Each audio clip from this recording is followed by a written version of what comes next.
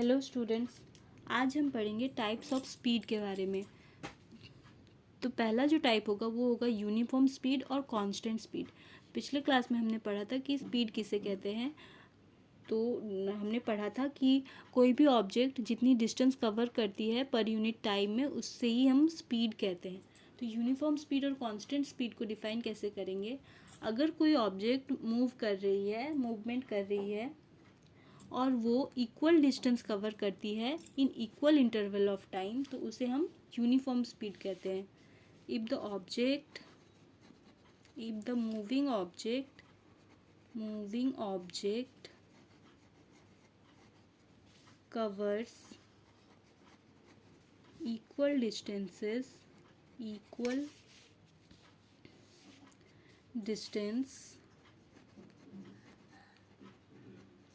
in equal interval of time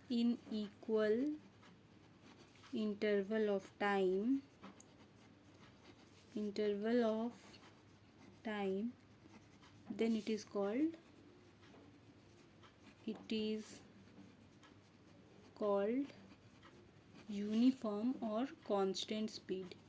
uniform और constant speed.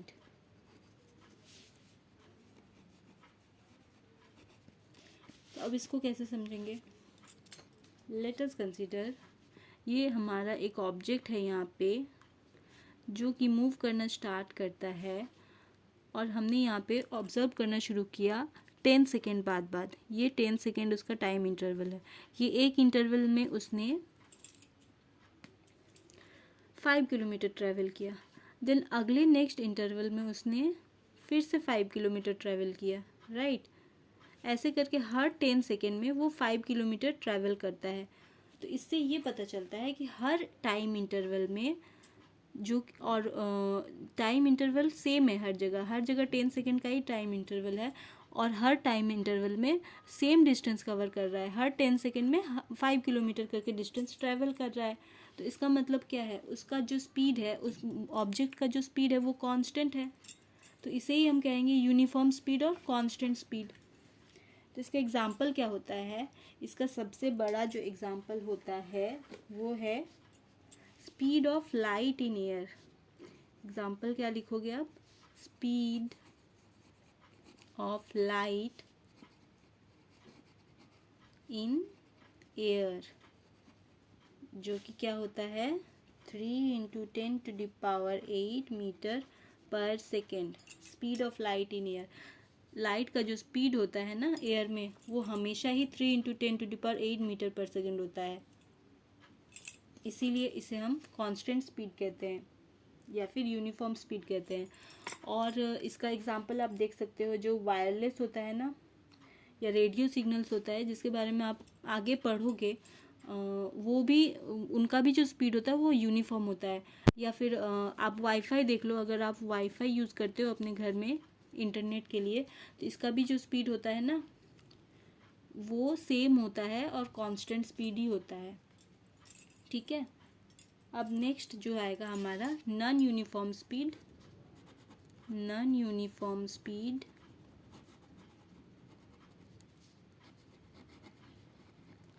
और variable speed.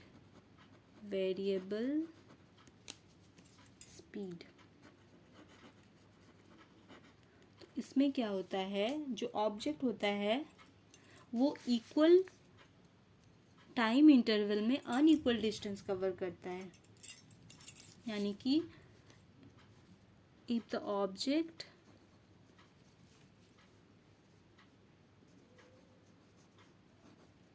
covers unequal distances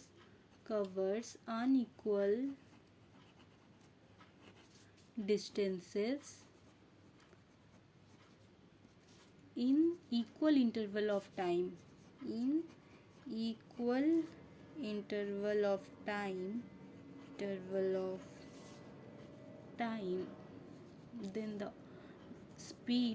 then the speed of the object is non-uniform or variable। Non uniform और variable. Okay, इसको example से समझते हैं। ज़्यादातर जो vehicles होते हैं ना, जो रोड पे हम व्हीकल्स देखते हैं, बाइक, साइकिल, कार, बस, ट्रेन, कुछ भी होता है, उनकी जो स्पीड होती है वो नॉन यूनिफॉर्म ही होती है, वेरिएबल ही होती है। कंसीडर करो कि जब आप ट्रेन में बैठते हो ना, तो यहाँ से मान लो आपने ट्रेन में बैठा कोई स्टेशन से, आपका घर जहाँ पे भी है, तो जब ट्रेन खुली 4 बजे, मान लो ट्रेन 4 बजे खुलती है, तो ऐसे नहीं कि बहुत तेज़ी से खुल गई तुरंत, वो धीरे धीरे खुलती है ना, धीरे धीरे उसकी स्पीड बढ़ती है। जब स्टेशन से निकलती है तो बहुत धीरे धीरे निकलती है, फिर धीरे धीरे स्पीड बढ़ती है, बढ़ती है, बढ़ती है, फिर बीच में जाके बहुत फास्ट चलने लगती है। फिर जब दूसरा स्टेशन आने वाला होता है तब उसकी स्पीड और कम हो जाती है, और ये यहाँ पे दूसरी स्टेशन पे आके बिल्कुल रुक जाती है ना।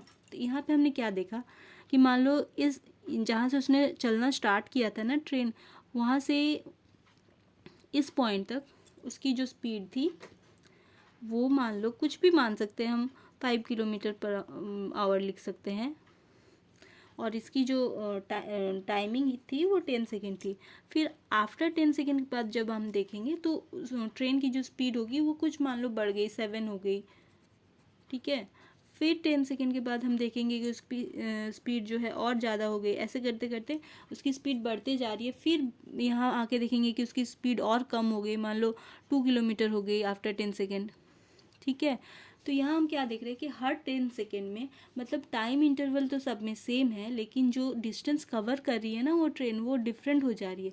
इसीलिए इस ट्रेन की जो स्पीड होगी वो वेरिएबल स्पीड होगी या नॉन यूनिफॉर्म स्पीड होगी, ठीक है।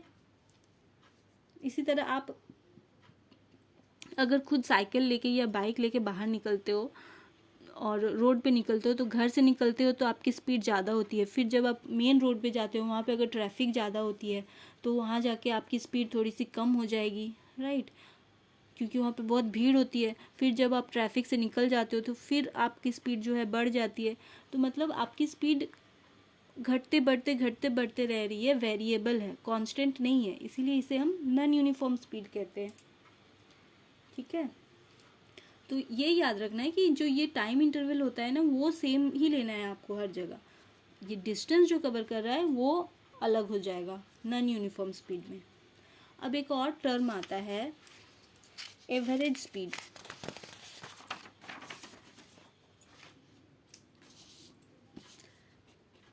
एवरेज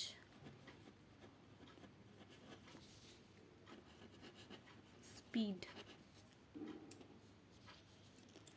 अब आप कहोगे एवरेज स्पीड क्या होता है, तो हमने जो अभी पढ़ा ना नॉन यूनिफॉर्म मोशन, ये जो हमने नॉन यूनिफॉर्म मोशन पढ़ा, इसमें हमने जो देखा कि हर टाइम इंटरवल के बाद जो है ये डिस्टेंस जो कवर कर रही है ट्रेन वो अलग अलग हो रहा है, ठीक है। तो मान लो उसने यहाँ से लेके यहाँ तक टोटल डिस्टेंस उसका कुछ और होगा, और जो टाइम होगा वो भी कुछ होगा। तो हम कैसे समझेंगे, जब वेरिएबल होता है ना स्पीड, तो उस ऑब्जेक्ट का टोटल स्पीड जो एक्चुअल उसका स्पीड जो निकालना होता है ना वो बहुत डिफ़िकल्ट हो जाता है, पॉसिबल नहीं हो पाता है निकालना, क्योंकि हर 10 सेकेंड में उसका स्पीड घटते बढ़ते रहता है। तो इस तरह से नॉन यूनिफॉर्म मोशन के लिए जो नॉन यूनिफॉर्म स्पीड होता है या वेरिएबल स्पीड होता है उसको निकालने के लिए हम एक एवरेज स्पीड का यूज़ करते हैं। तो एवरेज स्पीड को कैसे निकाला जा सकता है, total distance covered by the object by total time. Average speed equal to total distance by total time, यानी कि ratio of the total distance travel by the body to the total time taken by it is called average speed. जैसे कि कोई भी बस है, वो अगर एक बस स्टॉप से दूसरे बस स्टॉप तक 120 किलोमीटर का डिस्टेंस तय करता है, मतलब डिस्टेंस 120 किलोमीटर, और उस डिस्टेंस को कवर करने में उसे लगते हैं 5 hours, time equal to 5 hours. तो क्योंकि ये बस है, तो बस जब रोड पे चलेगी तो उसकी स्पीड तो घटेगी बढ़ेगी, जब क्राउडेड जगह पे आएगी, ट्रैफिक पे आएगी, तो उसकी स्पीड कम ज़्यादा होगी। तो इसीलिए हम उसका एवरेज स्पीड निकालेंगे। तो उसका एवरेज स्पीड क्या हो जाएगा, we average total distance by total time. ठीक है, तो ये हमारा हो जाएगा 24 किलोमीटर पर आवर। तो इसीलिए हम एवरेज स्पीड का यूज़ करते हैं ताकि हमें स्पीड जो होता है, जिस वेरिएबल स्पीड जो होता है उसे निकालने में कोई प्रॉब्लम ना हो। यहाँ तक समझ में आ गया होगा आई थिंक आप लोगों को। और एक और टर्म आता है instantaneous speed. Instantaneous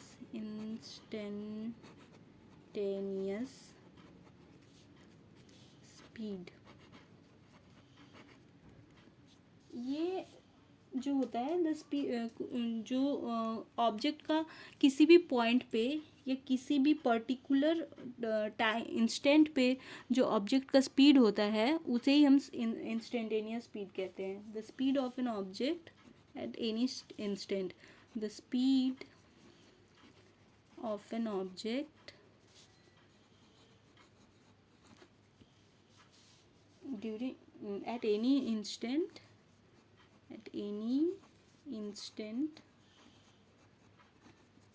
during its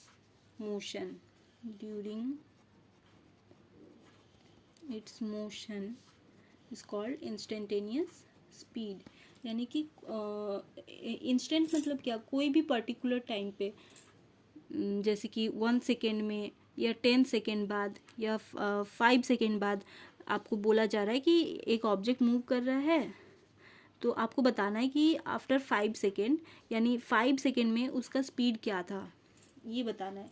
इसी को हम बोलते हैं इंस्टेंट। चाहे वो इंस्टेंट कितना छोटा भी होता है, बड़ा भी होता है, कुछ भी होता है, लेकिन उसी स्पीड को हम बोलेंगे इंस्टेंटेनियस स्पीड। आपने देखा होगा ऑटो में जो होता है ना, वो मीटर लगा हुआ रहता है, तो वो मीटर जो है इसी इंस्टेंटेनियस स्पीड को ही इंडिकेट करता है। और उस मीटर को हम क्या कहते हैं, स्पीडोमीटर बोलते हैं उसे। स्पीडोमीटर मतलब वो हर इंस्टेंट पे जो व्हीकल होता है उसका स्पीड को वो इंडिकेट करता है, इसलिए उसे हम कहते हैं स्पीडोमीटर। आज बस इतना ही, कल हम दूसरा टॉपिक पढ़ेंगे इसी चैप्टर से। तब तक के लिए कीप वॉचिंग।